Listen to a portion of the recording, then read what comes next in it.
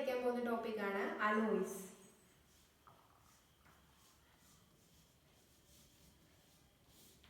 Alloys എന്ന് പറഞ്ഞു കഴിഞ്ഞാൽ രണ്ടോ അതിലധികമോ എലമെന്റ്സിന്റെ മിക്സ്ചറിനെ വിളിക്കുന്ന പേരാണ് അലോയ്.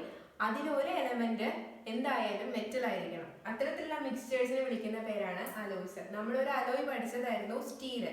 സ്റ്റീലിലെ എലമെന്റ്സ് ഏതൊക്കെയാണ്? അയണും കാർബണും ആണ്. അപ്പൊ കാർബൺ എന്ന് പറയുന്നത് മെറ്റൽ അല്ല, പക്ഷെ അയൺ എന്ന് പറയുന്നത് എന്താണ്? മെറ്റൽ ആണ്. അപ്പോൾ അലോയ്സ് എന്ന് പറഞ്ഞു കഴിഞ്ഞാൽ രണ്ടോ അതിലധികമോ എലമെന്റ്സിന്റെ മിക്സ്ചർ ആണ്. അതിൽ ഒരു എലമെന്റ് മസ്റ്റ് ആയിട്ടും എന്തായിരിക്കണം? ഒരു മെറ്റൽ ആയിരിക്കണം. അപ്പൊ നമുക്ക് അലോയ്സിനുള്ള ഡെഫിനിഷൻ എഴുതാം. It is A homogeneous mixture of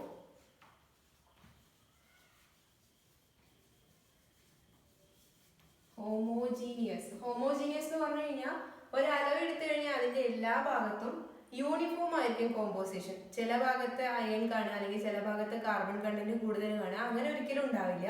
അപ്പോൾ ഒരു അലോയ് എടുത്തു കഴിഞ്ഞാൽ, അതായത് സ്റ്റീലൊക്കെ എടുത്തു കഴിഞ്ഞാൽ അതിന്റെ എല്ലാ ഭാഗത്തും എന്താണ്? സെയിം കോമ്പോസിഷൻ ആണ്. അതുകൊണ്ടാണ് ഹോമോജീനിയസ് എന്ന് പറഞ്ഞത്. നമ്മൾ ഹോമോജീനിയസ് കറ്റാലിസിസ് ഒക്കെ പഠിച്ചതായിരുന്നു. അതിൽ സെയിം ഫേസ് എന്ന് പറഞ്ഞിട്ടുണ്ട്. അതുപോലെ തന്നെ അലോയ്സും എന്താണ്? ഹോമോജീനിയസ് ആണ്, എല്ലാ ഭാഗത്തും യൂണിഫോം ആണ്. So it is A homogeneous mixture of two or more elements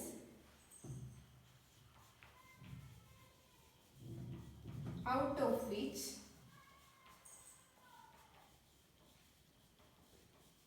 at least one is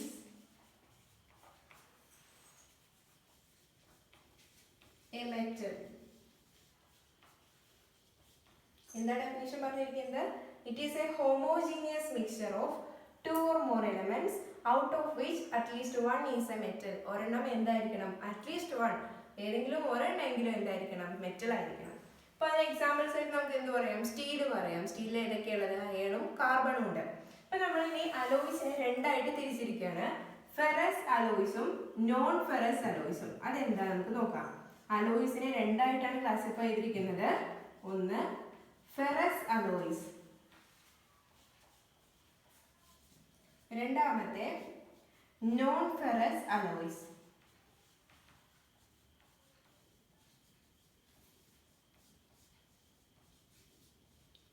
അയണിന് ferrous എന്ന് പറയുന്നത് നിങ്ങൾക്ക് അറിയാം. അപ്പൊ ഫെറസ് അലോയ്സ് എന്ന് പറഞ്ഞാൽ എന്തായിരിക്കും?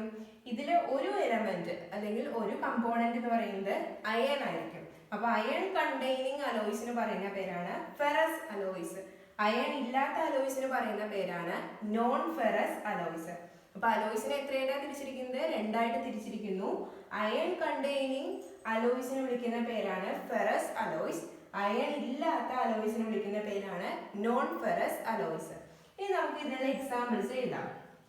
ഒരെണ്ണം നമ്മൾ പഠിച്ച സ്റ്റീല്. സ്റ്റീലിൽ ഏതൊക്കെയുള്ളത്? അയണും ഉണ്ട്, അയൺ Fe എന്നാണ് സൂചിപ്പിക്കുക. അയണും ഉണ്ട്, കാർബണും ഉണ്ട്. അപ്പൊ സ്റ്റീൽ എന്ന് പറയുന്നത് എന്താണ്? ഒരു ഫെറസ് അലോയ് ആണ്. ഇനി രണ്ടാമത്തെ എക്സാമ്പിൾ ആണ് നിക്രോം. നിക്രോമിൽ ഏതൊക്കെ എലമെന്റ്സ് ആണെന്നുള്ളത് അതിന്റെ ആ പേരിൽ നിന്ന് തന്നെ കിട്ടും. നിക്കൽ, അതുപോലെ ക്രോമിയം. നിക്കലിനെ സൂചിപ്പിക്കുക Ni എന്ന ലെറ്റർ ഉപയോഗിച്ചിട്ടാണ്. Ni എന്നാണ് നിക്കലിനെ സൂചിപ്പിക്കുന്ന സിമ്പൽ. ക്രോമിയത്തെ സൂചിപ്പിക്കുന്നത് C ആണ്. അപ്പൊ നിക്കൽ, ക്രോമിയം, പിന്നെ അയണും ചേർന്നതാണ് ഇത് നിക്രോം എന്ന് പറയുന്നത്. അപ്പൊ അതിലും എന്തുണ്ട്? അയൺ ഉണ്ട്. അതുകൊണ്ട് എന്താണ് അത്? ഫെറസ് അലോയ് ആണ്. ഫോർ എക്സാമ്പിൾ സ്റ്റീൽ ആണ്. സ്റ്റീലിൽ ഏതൊക്കെയുള്ളത്? അയണും കാർബണുമാണ്. നിക്രോമിലുള്ളത് നിക്കൽ, ക്രോമിയം, അയൺ. ഒരു എക്സാമ്പിളും കൂടെ ഉണ്ട്, അൽ നിക്കോ. അൽ നിക്കോയിലുള്ളത് ഒന്ന് അലുമിനിയം. അലുമിനിയത്തെ എയർ എന്ന് സൂചിപ്പിച്ചിരിക്കുന്നു. നിക്കൽ Ni, പിന്നെ കൊബാൾട്ട് CO, പിന്നെ ഏത് കൂടെ ഉണ്ടാവും? അയണും കൂടെ ഉണ്ടാവും. ഇതാണ് അൽ നിക്കോയിലുള്ള എലമെന്റ്സ്. ഇപ്പൊ മൂന്ന് എക്സാമ്പിൾസ് ആണ് നമ്മൾ ഫെറസ് അലോയ്സിന് പഠിച്ചത്. ഏതൊക്കെയാണ്? സ്റ്റീല്. ഏതൊക്കെയുള്ളത്? അയണും കാർബണും. അതുപോലെ നിക്രോം, നിക്കൽ, ക്രോമിയം, അയൺ. പിന്നെ മൂന്നാമത്തെ എക്സാമ്പിൾ ആണ് അൽ നിക്കോ, അലുമിനിയം, നിക്കൽ, കൊബാൾട്ട്, അയൺ. ആ പേരിൽ തന്നെ കിട്ടും അത്. പിന്നെ പറഞ്ഞതാണ് എന്ത്? Non ferrous alloys. Non ferrous alloys എന്ന് പറഞ്ഞാൽ എന്താന്നാ പറഞ്ഞത്? അയൺ ഇല്ലാത്ത അലോയ്സ്. അതിന്റെ എക്സാമ്പിൾസ് ഒന്ന് ബ്രാസ് ആണ്. ബ്രാസില് കോപ്പറും സിങ്കും ആണ് ഉള്ളത്. കോപ്പറിനെ സൂചിപ്പിക്കുന്നതാണ് Cu, സിങ്കിനെ സൂചിപ്പിക്കുന്നത് Zn. പിന്നെ ഒരു എക്സാമ്പിൾ ആണ് ബ്രോൺസ്. ബ്രോൺസിലുള്ള എലമെന്റ്സ് കോപ്പറും ടിന്നുമാണ്. ടിന്നിനെ സൂചിപ്പിക്കുന്നത് Sn ആണ്. കാരണം അതിന്റെ നെയിം വരിക സ്റ്റാനസ് എന്നാണ്. സ്റ്റാനസ് എന്നാണ് ടിന്നിനെ സൂചിപ്പിക്കുന്ന വേറൊരു പേര്. അതിൽ നിന്നാണ് Sn എന്ന് വന്നിരിക്കുന്നത്. അപ്പോൾ ബ്രാസും ബ്രോൺസും ആണ് ഇതിന് എക്സാമ്പിൾസ്. Non ferrous alloys. എന്താ അതിന്റെ പ്രത്യേകത? അയൺ ഇല്ലാത്ത അലോയ്സ് ആണ് നോൺ ഫെറസ് അലോയ്സ്. ബ്രാസ് ആണ് എക്സാമ്പിൾ. ഒന്ന് കോപ്പറും സിങ്കും ആണ് എലമെന്റ്സ്. ബ്രോൺസിലുള്ള കമ്പോണൻസ് അല്ലെങ്കിൽ എലമെന്റ്സ് ഏതൊക്കെയാണ്? കോപ്പറും ടിന്നുമാണ്. ഇതാണ് ക്ലാസിഫിക്കേഷൻ. ഇനി നമ്മൾ പറയുന്നത് പർപ്പസ് ഓഫ് മേക്കിംഗ് അലോയ്സ്. എന്തിനാണ് അലോയ്സ് ഉണ്ടാക്കുന്നത്, അല്ലെങ്കിൽ അലോയ്സിന്റെ പ്രത്യേകതകൾ എന്താണ്? ഇങ്ങനെ രണ്ട് തരത്തിലാണ് ക്വസ്റ്റ്യൻ ചോദിക്കുക എക്സാമിന്. ഒന്ന് purpose of alloys, purpose of making alloys, അല്ലെങ്കിൽ ക്യാരക്ടറിസ്റ്റിക്സ് ഓഫ് അലോയ്സ് എന്താണെന്ന് ചോദിക്കും. രണ്ടായാലും ആൻസർ എഴുതുന്നത് സെയിം ആണ്. അപ്പൊ അതെന്താ നമുക്ക് നോക്കാം. Purpose of making alloys.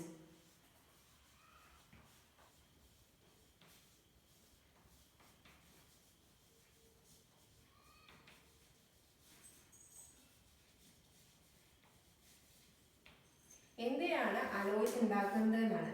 ഒന്നാമത് പറയുന്നത് ഇറ്റ് റെസിസ്റ്റ് അല്ലെങ്കിൽ ടു റെസിസ്റ്റ് കൊറോഷൻ.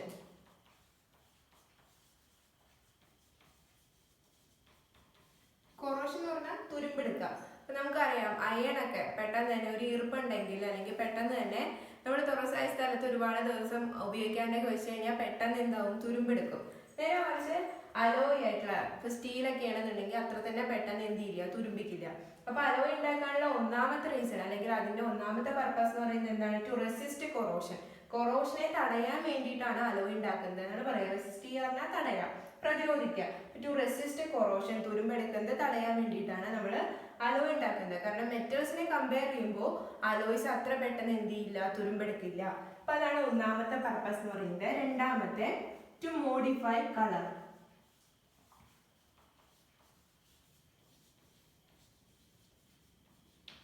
കളറിൽ മാറ്റം വരുത്താൻ വേണ്ടിയിട്ട്. അപ്പൊ നമുക്ക് തന്നെ അറിയാം സ്റ്റീലിനും അതുപോലെ ഇരുമ്പിനും ഒരേ കളറല്ല. ഇരുമ്പ് അയൺ അതിന്റെ കളറല്ല ഏത്? അതിൽ നിന്നുണ്ടാക്കിയ അലോയ് ആയിട്ടുള്ള സ്റ്റീലിന്. ഇനി മൂന്നാമത്തെ പോയിന്റ് ആണ് പറയുന്നത് ടു ഇൻക്രീസ് ഹാർഡ്നെസ്.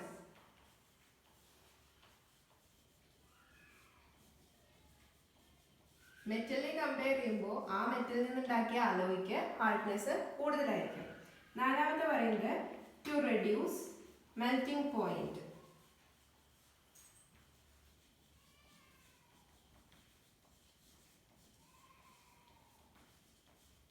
ഒരു മെറ്റലിന്റെ മെൽറ്റിംഗ് പോയിന്റും അലോയുടെ മെൽറ്റിംഗ് പോയിന്റും കമ്പയർ ചെയ്യുമ്പോൾ അലോയുടെ മെൽറ്റിംഗ് പോയിന്റ് ആയിരിക്കും കുറവ്. പിന്നെ അഞ്ചാമത്തെ പറയുന്നത് പ്രൊവൈഡ് ബെറ്റർ കാസ്റ്റബിലിറ്റി.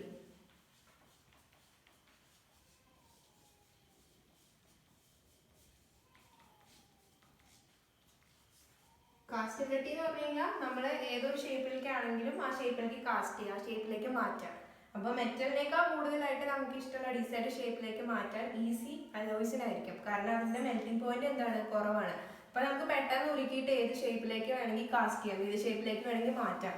അതുകൊണ്ട് ബെറ്റർ കാസ്റ്റബിലിറ്റി എന്ന് പറയുന്നത് ഏതാണ് പ്രൊവൈഡ് ചെയ്യുന്നത്? അലോയ്സ് ആണ് മെറ്റലിനെ കമ്പയർ ചെയ്യുമ്പോൾ പ്രൊവൈഡ് ചെയ്യുന്നത്. അപ്പൊ നമ്മൾ 5 പോയിന്റ്സ് ആണ് പഠിച്ചത്. 5 പോയിന്റ്സ് ആണ് purpose of making alloys. Alloys ഉണ്ടാക്കാനല്ല, എന്തൊക്കെയാണ് അലോയ്സ് ഉണ്ടാക്കിയുള്ള ഗുണങ്ങൾ, എന്തൊക്കെയാണ് അലോയ്സിന്റെ പ്രത്യേകതകൾ, ഇത് രണ്ട് ചോദിക്കുമ്പോൾ നമ്മൾ എഴുതുന്നത് ഈ 5 പോയിന്റ്സ് ആണ്. റെസിസ്റ്റ് കൊറോഷൻ, അതായത് തുരുമ്പെടുക്കുന്നത് തടയുന്നു. മോഡിഫൈ കളർ, അതുപോലെ increase hardness, reduce melting point, provide better castability. ഇതാണ് 5 പോയിന്റ്സ്. ഇനി നമ്മൾ പറയുന്നത് പ്രിപ്പറേഷൻ ഓഫ് അലോയ്സ്. അലോയ്സ് എങ്ങനെയാണ് ഉണ്ടാക്കുന്നത്? അതിന് 2 മെത്തേഡ്സ് ആണ് പ്രധാനമായിട്ട് നമുക്ക് പഠിക്കാനുള്ളത്. ഒന്നാമത്തെ ഫ്യൂഷൻ മെത്തേഡ്, രണ്ടാമത്തെ പൗഡർ മെറ്റലർജി. അപ്പൊ നമുക്ക് ഒന്നാമത്തെ മെത്തേഡ് നോക്കാം. Preparation of alloys. Preparation of അലോയ്സിലെ ഒന്നാമത്തെ മെത്തേഡ് നോക്കാം.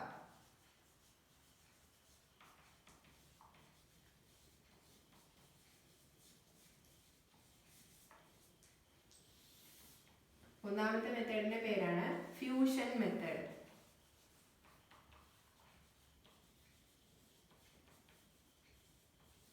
ഫ്യൂഷൻ എന്ന് പറഞ്ഞാൽ മെൽറ്റ് ചെയ്യുക, ഉരുക്കുക എന്നുള്ള അർത്ഥത്തിൽ തന്നെയാണ് ഫ്യൂഷനും ഉപയോഗിക്കുന്നത്. അപ്പൊ ഫ്യൂഷൻ മെൽറ്റിംഗ് എന്നൊക്കെ പറഞ്ഞാൽ സെയിം മീനിങ് ആണ്, ഉരുക്കുക എന്നുള്ള അർത്ഥത്തിൽ.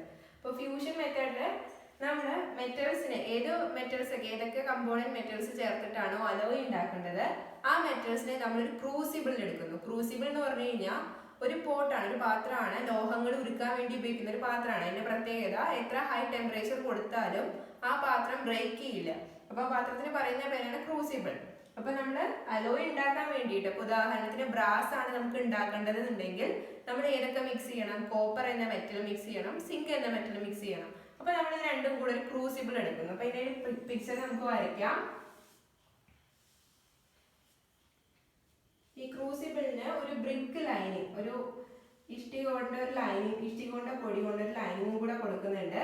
അത് കൊടുക്കുന്നത് ഹൈ ടെമ്പറേച്ചർ വിത്ത്സ്റ്റാൻഡ് ചെയ്യാൻ വേണ്ടിയിട്ടാണ്. ഹൈ ടെമ്പറേച്ചർ കൊടുത്താലും പൊട്ടി പോവാതിരിക്കാൻ വേണ്ടിയിട്ടാണ്. അപ്പൊ ഇതാണ് ഒരു ക്രൂസിബിൾ എന്ന് പറയുന്നത്. ക്രൂസിബിളിന്റെ പ്രത്യേകത ഹൈ ടെമ്പറേച്ചർ കൊടുത്താലും അത് പെട്ടെന്നൊന്നും ബ്രേക്ക് ചെയ്യില്ല. ഈ ക്രൂസിബിളിലാണ് നമ്മൾ മെൽറ്റ് ചെയ്യേണ്ട മെറ്റൽസ്, ആ മിക്സ്ചേഴ്സ് എടുക്കുന്നത് ഈ ക്രൂസിബിളിലാണ്. ഇത് നമ്മൾ എന്ത് ചെയ്യുന്നു? ഹൈ ടെമ്പറേച്ചർ കൊടുക്കുന്നു, അതായത് ഹീറ്റ് ചെയ്യുന്നു. ഹീറ്റ് ചെയ്യുന്ന സമയത്ത് ഉദാഹരണമായിട്ട് നമുക്ക് ബ്രാസ് ആണ് ഉണ്ടാക്കേണ്ടതെന്നുണ്ടെങ്കിൽ ബ്രാസ് ഉണ്ടാക്കാൻ ഏതൊക്കെ മെറ്റൽസ് വേണം? കോപ്പറും വേണം, അതുപോലെ സിങ്കും വേണം. അപ്പൊ കോപ്പറും സിങ്കും രണ്ട് മെറ്റലിന്റെയും പൗഡർ നമ്മൾ എന്ത് ചെയ്യുന്നു? ഈ ക്രൂസിബിളിലേക്ക് ഇടുന്നു. എന്നിട്ട് എന്ത് ചെയ്യുന്നു? ഹൈ ടെമ്പറേച്ചർ കൊടുക്കുന്നു. ഈ ഹൈ ടെമ്പറേച്ചർ കൊടുക്കുന്ന സമയത്ത് മെറ്റൽസ് എന്ത് ചെയ്യും? മെൽറ്റ് ചെയ്യും, അതായത് ഉരുകും. ആ ഉരുകിയ അവസ്ഥയിലുള്ള മെറ്റൽസിനെ യൂണിഫോം ആയിട്ട് മിക്സ് ചെയ്യാൻ വേണ്ടി നമ്മളൊരു ഗ്രാഫൈറ്റിന്റെ റോഡ് ഇതിലേക്ക് ഇടും. ഗ്രാഫൈറ്റിന്റെ റോഡ് തന്നെ എടുക്കാൻ കാരണം മറ്റേതെങ്കിലും മെറ്റൽസ് കൊണ്ട് ഉണ്ടാക്കിയ റോഡാണെന്നുണ്ടെങ്കിൽ അത് ഈ ഒരു ഹൈ ടെമ്പറേച്ചറുള്ള ഈ ഒരു സ്റ്റേജിൽ എന്ത് ചെയ്യും? ഇതിലുള്ള മെറ്റൽസുമായിട്ട് റിയാക്ട് ചെയ്യാനുള്ള സാധ്യത ഉണ്ട്. അപ്പൊ ഗ്രാഫൈറ്റ് ആണെന്നുണ്ടെങ്കിൽ അത് റിയാക്ട് ചെയ്യില്ല, ഇത് ഇനേർട്ടായിട്ട് നിൽക്കും. എന്നാൽ നമുക്ക് മിക്സിംഗ് എന്നുള്ള പർപ്പസിന് വേണ്ടി ഉപയോഗിക്കുകയും ചെയ്യാം. അപ്പോൾ ഇവിടെ ഉപയോഗിക്കുന്നത് ഏതാണ്? ഗ്രാഫൈറ്റിന്റെ റോഡാണ് മിക്സിങ്ങിന് വേണ്ടി ഉപയോഗിക്കുന്നത്. ഗ്രാഫൈറ്റിന്റെ റോഡ് ഉപയോഗിച്ച് നന്നായിട്ട് മിക്സ് ചെയ്യുന്നു. അപ്പൊ എന്താ ചെയ്യുന്നത്? ഫസ്റ്റ് സ്റ്റെപ്പ് എന്ന് പറയുന്നത് ഏത് അലോയ് ആണോ ഉണ്ടാക്കേണ്ടത് ആ അലോയിലുള്ള കമ്പോണന്റ് മെറ്റൽസ് ഏതൊക്കെയാണെന്ന് നോക്കാം. ആ കമ്പോണന്റ് മെറ്റൽസിന്റെ പൗഡർ രൂപത്തിലുള്ള മെറ്റൽസ് നമ്മൾ ഈ ഒരു ക്രൂസിബിളിലേക്ക് ഇടുന്നു. ഹൈ ടെമ്പറേച്ചർ കൊടുക്കുന്നു. ഹൈ ടെമ്പറേച്ചർ കൊടുക്കുമ്പോൾ മെറ്റൽസ് എന്ത് ചെയ്യും? ഉരുകും. അപ്പൊ നന്നായിട്ട് യൂണിഫോം ആയിട്ട് മിക്സ് ചെയ്യാൻ വേണ്ടി ഒരു ഗ്രാഫൈറ്റ് റോഡ് അതിലേക്ക് ഇട്ട് കൊടുത്തിട്ട് നന്നായി സ്റ്റിർ ചെയ്യുന്നു. അങ്ങനെ ഇത് എന്ത് ചെയ്യുന്നു? യൂണിഫോം ആയിട്ട് മിക്സ് ആവും. അപ്പൊ ഇതിനെ നമ്മൾ ഇനി കൂളി ചെയ്യുന്ന സമയത്ത് അന്തരീക്ഷത്തിലുള്ള ഓക്സിജൻ ചിലപ്പോൾ ഈ ഒരു മെറ്റൽസിന്റെ മിക്സറുമായിട്ട് റിയാക്ട് ചെയ്യാനുള്ള സാധ്യത ഉണ്ട്. അത് ഒഴിവാക്കാൻ വേണ്ടി നമ്മൾ ഇതിന്റെ മുകളിൽ ഒരു ലെയർ ചാർക്കോൾ കൊടുക്കുന്നു. ചാർക്കോൾ കൊടുക്കാൻ കാരണം എന്താണ്? അന്തരീക്ഷത്തിലുള്ള ഓക്സിജനുമായിട്ട് റിയാക്ട് ചെയ്യാതിരിക്കാൻ വേണ്ടിയിട്ടാണ്. അങ്ങനെ റിയാക്ട് ചെയ്ത് കഴിഞ്ഞാൽ ഓക്സിഡേഷൻ നടക്കും. അപ്പൊ നമ്മൾ വിചാരിച്ച അലോയ് ആയിരിക്കില്ല നമുക്ക് കിട്ടുക, അതിന്റെ പ്രോപ്പർട്ടീസ് ഒക്കെ ചേഞ്ച് ആവും. അത് ഒഴിവാക്കാൻ വേണ്ടി നമ്മൾ ഇതിന്റെ മുകളിലായിട്ട് ഒരു ചാർക്കോളിന്റെ ഒരു ലെയറും കൂടെ കൊടുക്കുന്നുണ്ട്.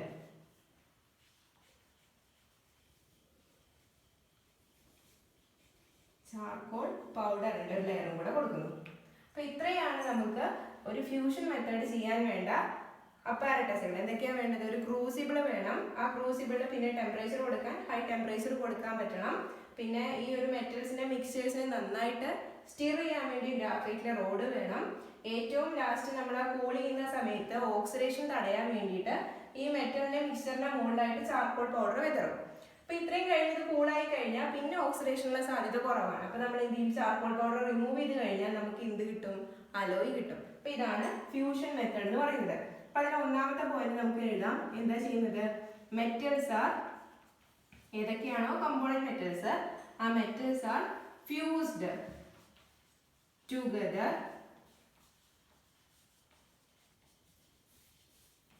in a brick lined crucible. Brick lined എന്ന് പറഞ്ഞു കഴിഞ്ഞാൽ ഇഷ്ടിക കൊണ്ടൊരു ചെറിയൊരു കവറിങ് കൊടുത്തിട്ടുള്ളത്. ഹൈ ടെമ്പറേച്ചർ വിസ്റ്റാൻഡ് ചെയ്യാൻ വേണ്ടിയിട്ടാണ്, സഹിക്കാൻ വേണ്ടിയിട്ടാണ്, ബ്രേക്ക് ചെയ്യാതിരിക്കാൻ വേണ്ടിയിട്ടാണ് ബ്രിക്ക് ലൈൻഡ് ക്രൂസിബിൾ. അപ്പോൾ ഒന്നാമത്തെ സ്റ്റെപ്പ് പറയുന്നത് എന്താണ്? Metals are fused together in a brick lined crucible. ഇനി അത് നന്നായിട്ട് സ്റ്റിർ ചെയ്യാൻ വേണ്ടി നമ്മൾ എന്താണ് ഉപയോഗിച്ചത്? ഒരു ഗ്രാഫൈറ്റ് റോഡാണ് ഉപയോഗിച്ചത്. To stir well, a graphite rod is used.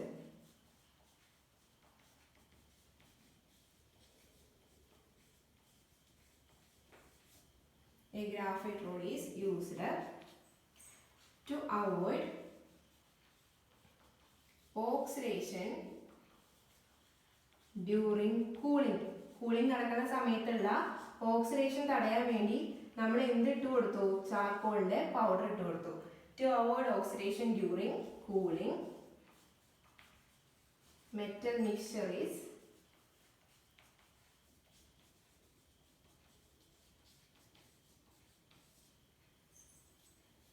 covered with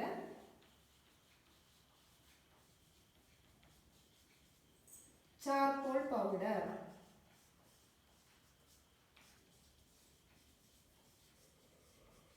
Three സ്റ്റെപ്പുകളാണ് ഇതിലുള്ളത്. 3 സ്റ്റെപ്പുകളാണുള്ളത്.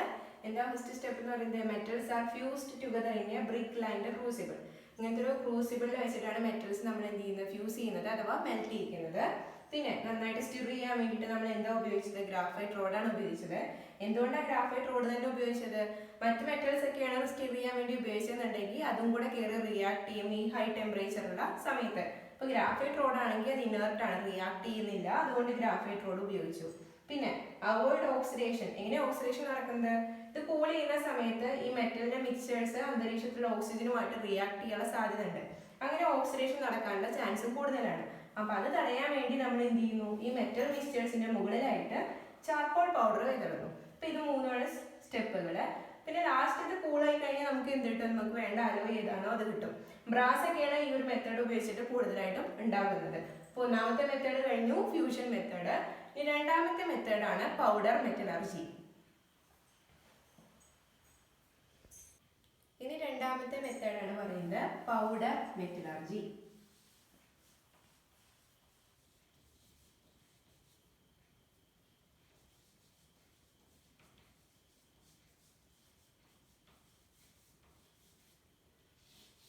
ആ പേര് സൂചിപ്പിക്കുന്ന പോലെ തന്നെ മെറ്റൽസിനെ പൗഡർ ഫോമിൽ കിട്ടിയിട്ടാണ് നമ്മൾ ഈ അലോയ്സ് ഉണ്ടാക്കുന്നത് ഈ മെത്തേഡിൽ. അപ്പോൾ പൗഡർ ഫോമിലുള്ള മെറ്റൽസിനെ അലോയ് രൂപത്തിലേക്ക് മാറ്റുന്ന ഒരു മെത്തേഡാണ് ഇത് പൗഡർ മെറ്റലർജി. അതിന് 5 സ്റ്റെപ്പുകളാണ് ഉള്ളത്. അപ്പോൾ ഒന്നാമത്തെ സ്റ്റെപ്പാണ് making powder form of metals.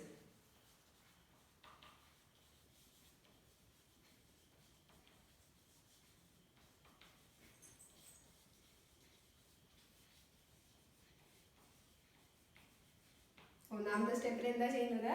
മെറ്റൽസിനെ powder രൂപത്തിൽ ഉണ്ടാക്കിയെടുക്കുക, പ്രിപ്പയർ ചെയ്യുന്ന സ്റ്റെപ്പാണ് first step, making metals in powder form.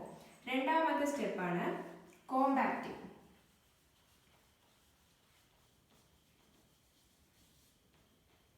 Compacting എന്ന് പറഞ്ഞു കഴിഞ്ഞാൽ മെറ്റൽ പൗഡർ രൂപത്തിൽ കിട്ടിക്കഴിഞ്ഞാൽ, അപ്പോൾ ഉദാഹരണത്തിന് ബ്രാസ് തന്നെയാണ് ഉണ്ടാക്കുന്നത് വിചാരിക്കുക. ബ്രാസിന് എന്തൊക്കെ വേണം? കോപ്പറും സിങ്കും വേണം. അപ്പോൾ കോപ്പറും അതുപോലെ സിങ്കും പൗഡർ രൂപത്തിൽ നമുക്ക് കിട്ടിക്കഴിഞ്ഞാൽ അത് രണ്ടും നന്നായിട്ട് മിക്സ് ചെയ്യുക. മിക്സ് ചെയ്യുന്ന സമയത്ത് നന്നായി ബ്ലെൻഡ് ആവാൻ വേണ്ടി നമ്മൾ ഒന്നുമില്ലെങ്കിൽ ലൂബ്രിക്കൻസ് ആഡ് ചെയ്യും, അല്ലെങ്കിൽ വോളറ്റലൈസിങ് ഏജന്റ്, അതായത് പെട്ടെന്ന് വേപ്പറായി പോകുന്ന ടൈപ്പ് സോൾവെന്റ്, അതായത് ആൽക്കഹോൾ, അസറ്റോൺ പോലുള്ള സോൾവെന്റിന്റെയൊക്കെ പ്രത്യേകത പെട്ടെന്ന് വേപ്പറായി പോകും.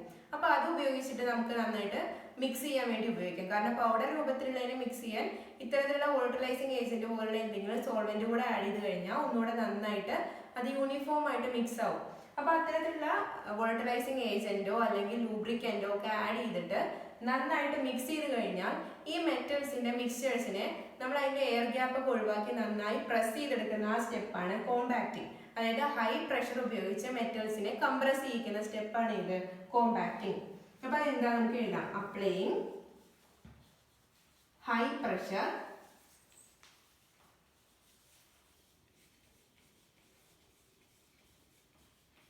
ടു കംപ്രസ് അല്ലെങ്കിൽ കോമ്പാക്ട് metal powders.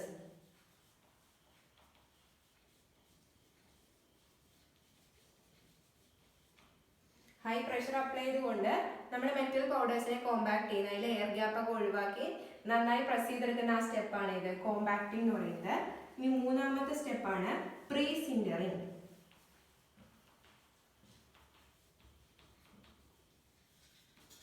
പ്രീ സിൻഡറിംഗ് എന്ന് പറഞ്ഞു കഴിഞ്ഞാൽ നമ്മൾ പറഞ്ഞു ലൂബ്രിക്കൻസ് അതുപോലെ വോളറ്റലൈസിങ് ഏജന്റ് ഒക്കെ മിക്സ് ചെയ്യാൻ വേണ്ടി ആഡ് ചെയ്യുന്നു എന്ന് പറഞ്ഞു.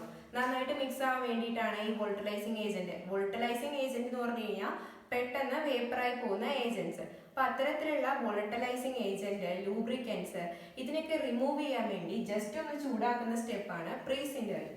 Heating below melting point. അല്ലെങ്കിൽ heating at low temperature.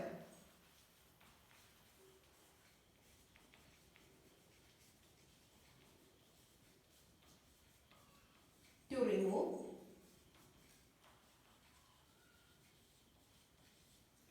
any volatilizing agent, any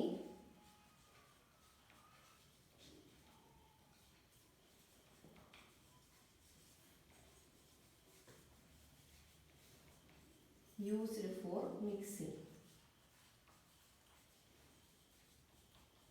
മിക്സിങ്ങിന്റെ സമയത്ത് നമ്മൾ ഏതെങ്കിലും വോൾട്ടലൈസിങ് ഏജന്റ് യൂസ് ചെയ്തിട്ടുണ്ടെങ്കിൽ അതൊക്കെ റിമൂവ് ചെയ്യാൻ വേണ്ടി ഒരു ലോ ടെമ്പറേച്ചറിൽ ചൂടാക്കുന്ന പ്രോസസ്സാണ് പ്രീ സിൻറ്ററിംഗ് എന്ന് പറയുന്നത്. അടുത്ത സ്റ്റെപ്പാണ് സിൻറ്ററിംഗ്.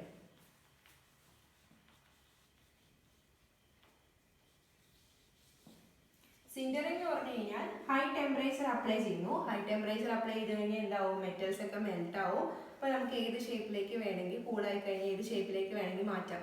അപ്പോൾ ഏത് ഷേപ്പിലുള്ള അലോയ് വേണമെങ്കിൽ നമുക്ക് കിട്ടും. ആ സ്റ്റെപ്പാണ് ഇത് സിൻറ്ററിംഗ്. അപ്പോൾ sintering means heating to high temperature അല്ലെങ്കിൽ ഹീറ്റിംഗ് അറ്റ് ഹൈ ടെമ്പറേച്ചർ.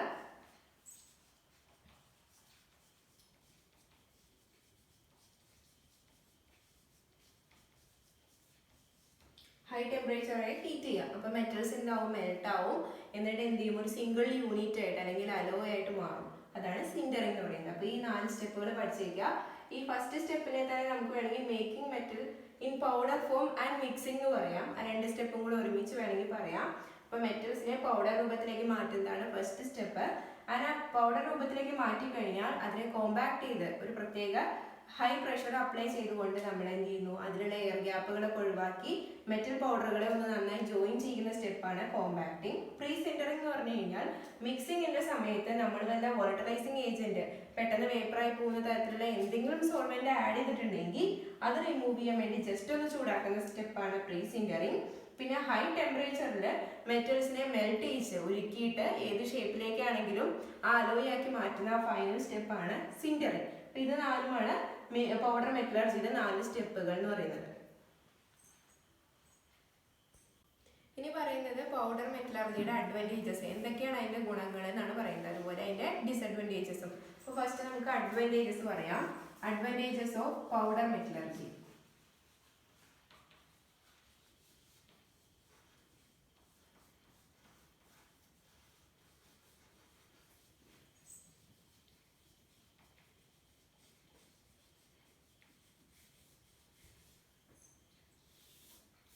ഒന്നാമത്തെ അഡ്വാൻറ്റേജ് എന്ന് പറയുന്നത് 100% റോ മെറ്റീരിയൽസ് ആർ യൂസ്ഡ്.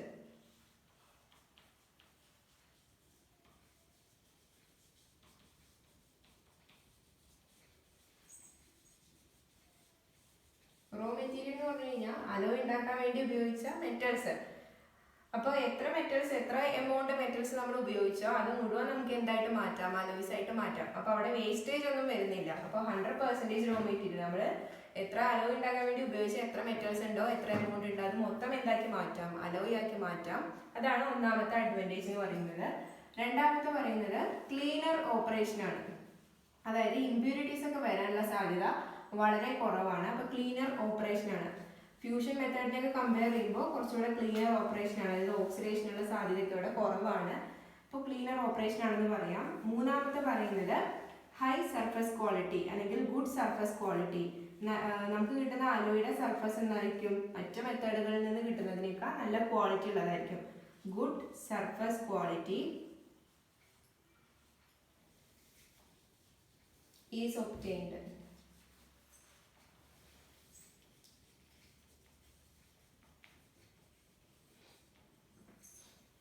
പിന്നെ നാലാമത്തെ പറയുന്നത് ആർട്ടിക്കിൾസ് ഓഫ് അല്ലെങ്കിൽ alloys of any shape can be prepared.